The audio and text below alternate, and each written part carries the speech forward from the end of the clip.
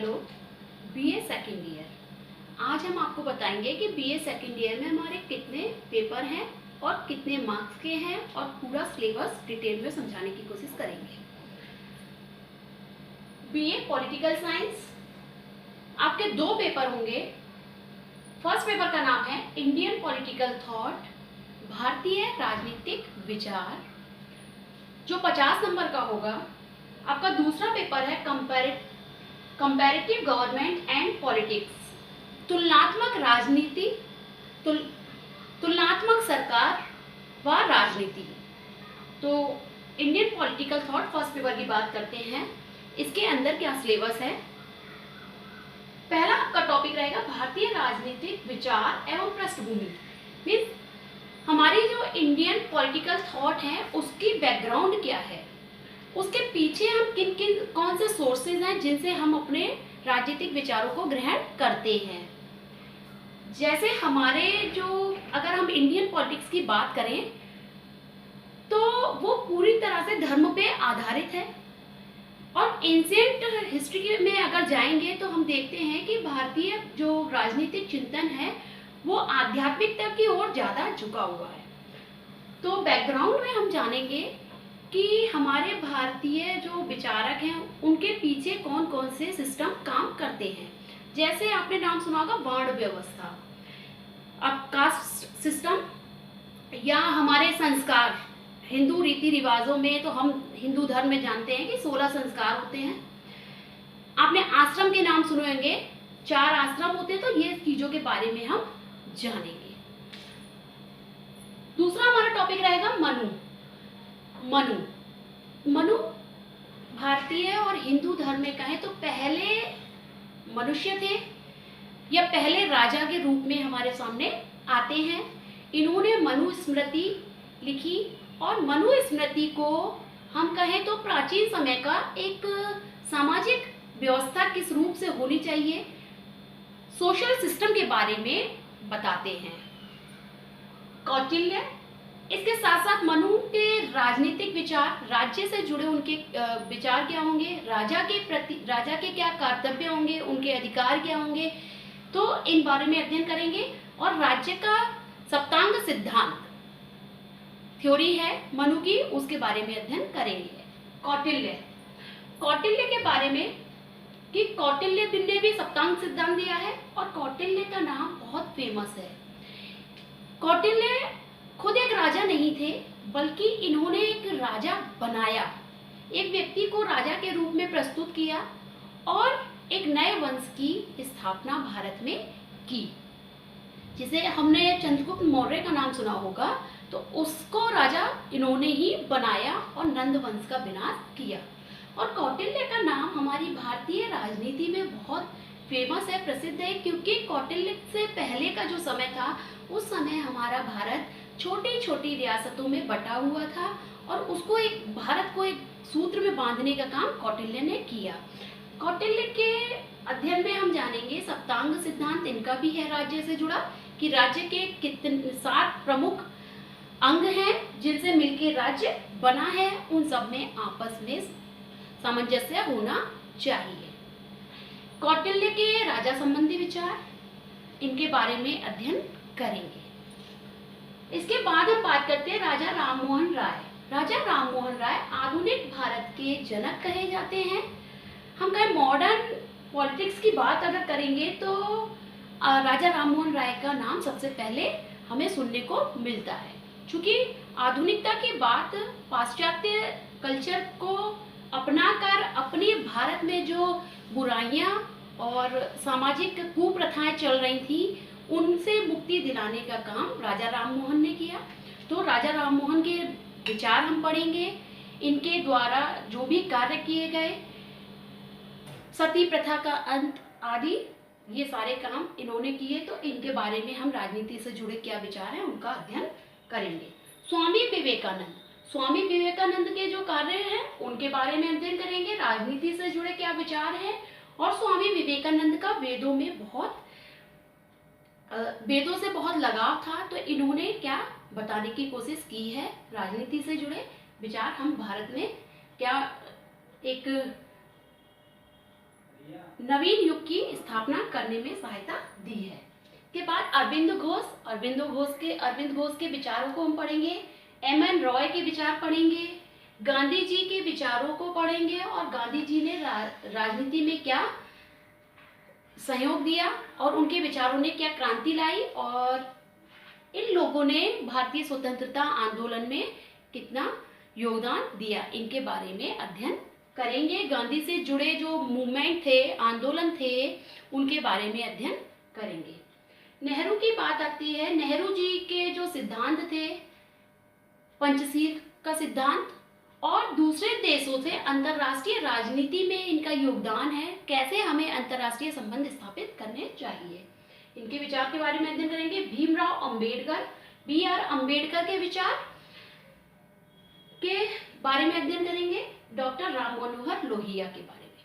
तो ये जो हमारा टॉपिक है, ये हमें बहुत प्राचीन वैदिक युग से लेके वर्तमान युग तक, स्वतंत्रता संग्राम तक जिन जिन लोगों ने हमें समय समय पे राजनीतिक विचार दिए हैं, उनके बारे में अध्ययन करेंगे। तो हम इस तरह से देखते हैं कि इंडियन पॉलिटिकल थॉट में हम भारतीय विचारधारा के बारे में जानेंगे और वो विचारधारा बहुत पुरानी है, लगभग 2000 वर्ष पूर्व से पहले के हम विचारों को जानेंगे। जब हम हिंदू सभ्यता की बात करें तो वेदों का नाम हमारे सामने आता है।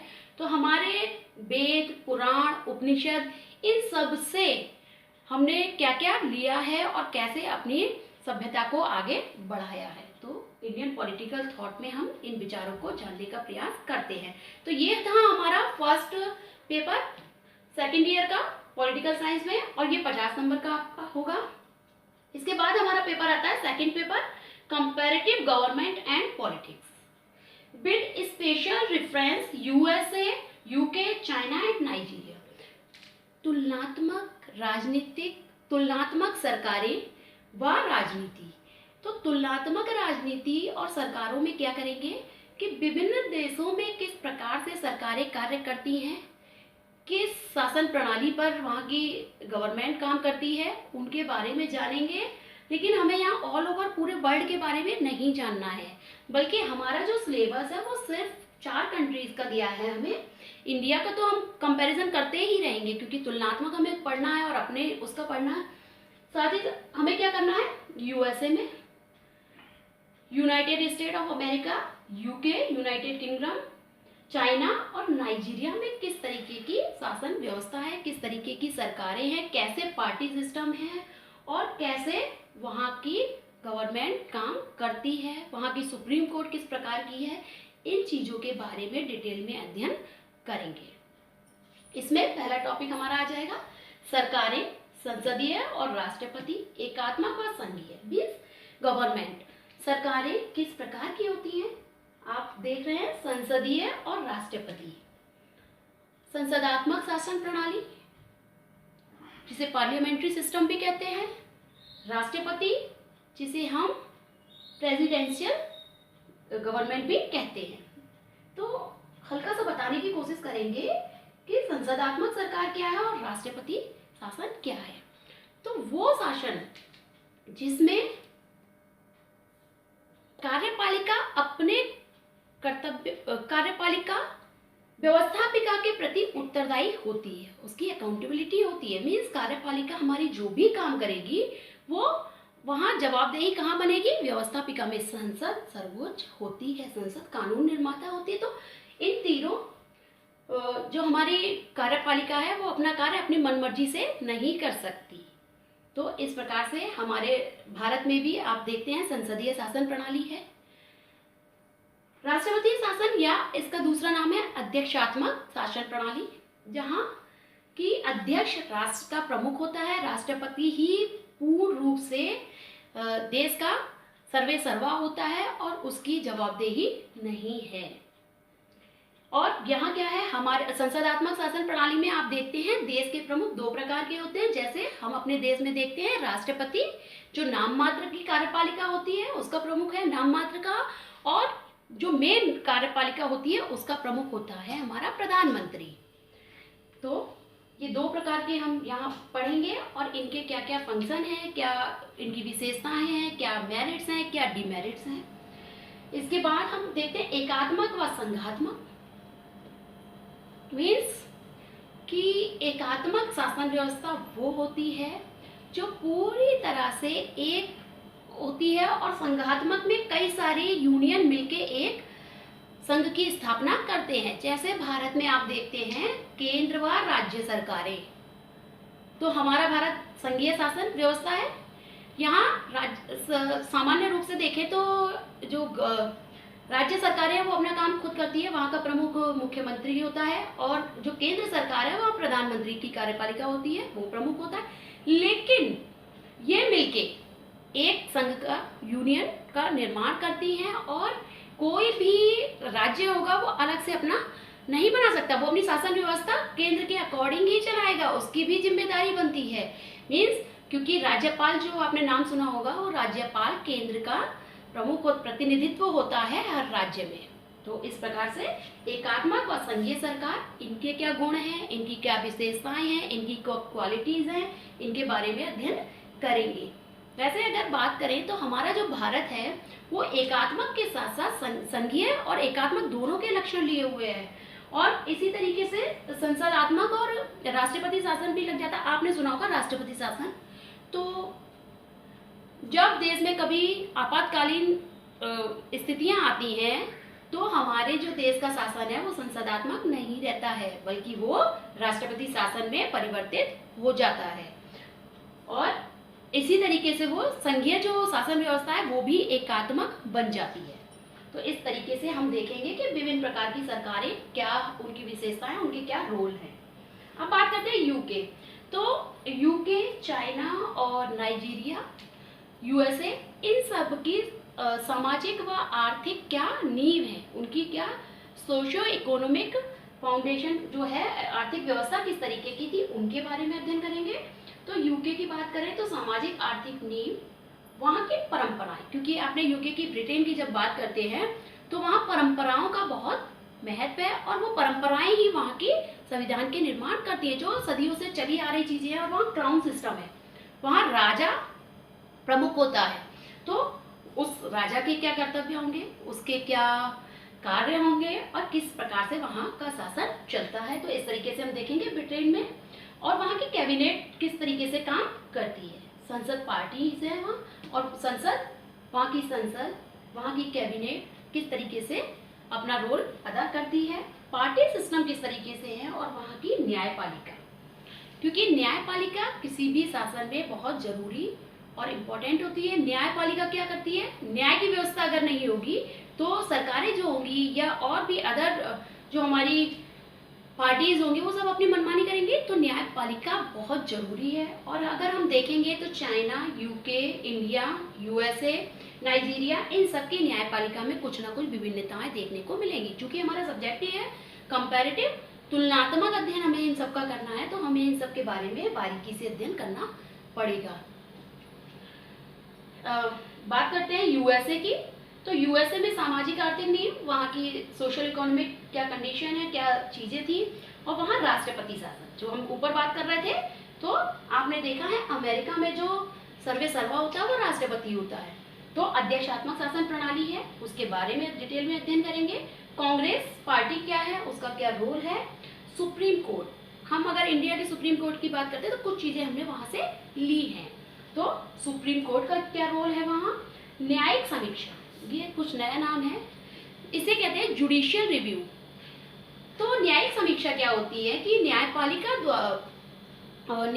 को ये शक्ति होती है, ये पावर न्यायपालिका में होती है कि वो संसद द्वारा बनाए गए कानूनों में अगर किसी भी संसद कोई कानून बनाती है, व्यवस्थापिका कोई कानून बनाती है और वो कानून हमारे संविधान के अकॉर्डिंग नहीं है, तो न्यायपालिका उस पर क्या करेगी, विचार करेगी और उसे संशोधन करा सकती है, उन पे अपना पुनः निरीक्षण दे सकती है, तो रिव्यू दे सकती है। तो इस तरीके से न्यायिक समीक्षा उस चीज की कर सकती है कि जो भी कानून बनाए गए हैं वो हमारे संविधान के अकॉर्डिंग है या नहीं, कहीं संविधान का उल्लंघन तो नहीं हो रहा, तो उसके अकॉर्डिंग अपने रिव्यू प्रेजेंट करती है। तो ये सुप्रीम कोर्ट की पावर होती है। पार्टी प्रणाली, जो पार्टीज हैं उनकी क्या प्रणाली है, वहाँ सिस्टम क्या है। चूंकि अब हम देखें वर्तमान समय में पार्टीज की बहुत भूमिका बढ़ गई, रोल इनका बढ़ गया है, क्योंकि लोकतंत्र का समय है और अगर पार्टीज होंगी तो लोगों के पास अच्छा नेता चुनने के ऑप्शन भी बढ़ जाते हैं। तो इन सब के बारे में अध्ययन करेंगे। बात करते हैं People's Republic of China. China के बात करेंगे, चाइना के बारे में जानेंगे कि चाइना में किस तरीके से शासन व्यवस्था चलाई जाती है, वहाँ की सामाजिक आर्थिक व्यवस्था किस प्रकार से है, और वहाँ की कांग्रेस और उसकी स्थायी समितियाँ कौन कौन सी हैं, उनके अध्यक्ष का क्या रोल होता है, और वहाँ की राज्य परिषद क्या काम करती है। तो इस तरीके से चाइना के बारे में डिटेल में अध्ययन करेंगे। लास्ट हमारा टॉपिक आएगा नाइजीरिया। तो नाइजीरिया का भी सामाजिक आर्थिक नींव, उसकी क्या सोशल इकोनॉमिक वो है, उसके बारे में अध्ययन करेंगे। वहाँ राष्ट्रपति की क्या रोल है, किस प्रकार से कार्य करता है, नेशनल असेंबली का क्या रोल है, वहाँ की सुप्रीम कोर्ट किस प्रकार से है, वहाँ के अल्पसंख्यक अधिकार, मीन्स अल्पसंख्यक होता है जो लोग संख्या में बहुत कम है, उनके राइट्स क्या क्या हैं, इसके बारे में अध्ययन करेंगे। और फिर वहाँ का पार्टी सिस्टम जानने की कोशिश करेंगे। तो इस प्रकार से हम in UK, USA, China, Nigeria की सरकारों और वहाँ के सिस्टम्स के बारे में जानकर कंपैरेटिव गवर्नमेंट व पॉलिटिक्स का अध्ययन करेंगे। ये भी हमारा 50 नंबर का पेपर होगा और ये भी हमें डिटेल में पढ़ना होगा। तो इस तरीके से हम देखेंगे कि बीए में हमें 2 पेपर का स्टडी करनी है। पहला हमारा हो जाता है इंडियन पॉलिटिकल थॉट, दूसरा हो जाता है कंपैरेटिव गवर्नमेंट एंड पॉलिटिक्स। वो भी सिर्फ हमें 4 देशों की पढ़नी है। तो इस तरीके से हम पहले भारत के विचार जानेंगे, भारत के लोगों ने क्या राजनीति पे विचार दिए। दूसरे पेपर में हम हमारे देश में, हमारे संसार के आसपास के देशों में कैसी राजनीतिक व्यवस्था चल रही है उनके बारे में जानेंगे और अध्ययन करेंगे। तो ये था हमारा बीए सेकेंड ईयर के पॉलिटिकल साइंस का सिलेबस दोनों पेपर का। थैंक्स।